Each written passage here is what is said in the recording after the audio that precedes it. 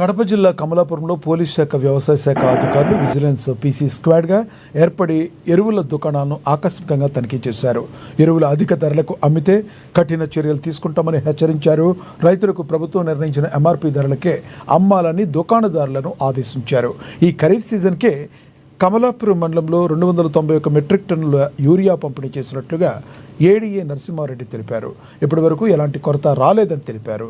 రైతులు ఎవరూ కూడా యూరియా కొరత ఉందని ఆందోళన చెందనవసరం లేదని వారు సూచించారు. గారి ఆదేశాల మేరకు ప్రతి మండలంలో కూడా మన లైసెన్స్ ఉన్నటువంటి షాపులలో ఎక్కడ కూడా యూరియా కొరత రాకుండా యూరియా ఉన్న చోట మినిమం ఎంఎస్పీకి అమ్మాలనేది గౌరవ కలెక్టర్ గారి ఆదేశాల మేరకు ఒక టీమ్ స్క్వాడ్గా మన సిఐ గారిని, విజిలెన్స్ డిపార్ట్మెంట్ని, వ్యవసాయ శాఖను అందరినీ కలిపి ఒక టీం వేయడం జరిగింది.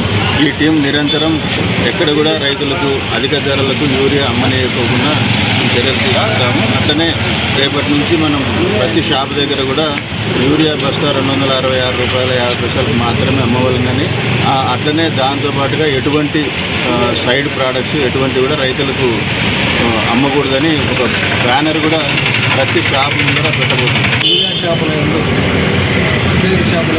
యూరియా కొరత లేకుండా ఉండే విధంగా చర్యలు తీసుకోవడానికి మొత్తం గవర్నమెంట్ పక్క రాష్ట్రాల్లో యూరియా కొరతతో రైతులు ఇబ్బంది పడుతున్నారు. కావున ముందస్తు చర్యల భాగంగా మన గవర్నమెంట్ వ్యవసాయ శాఖకు సంబంధించిన ఏడీ గారిని, పోలీస్ శాఖ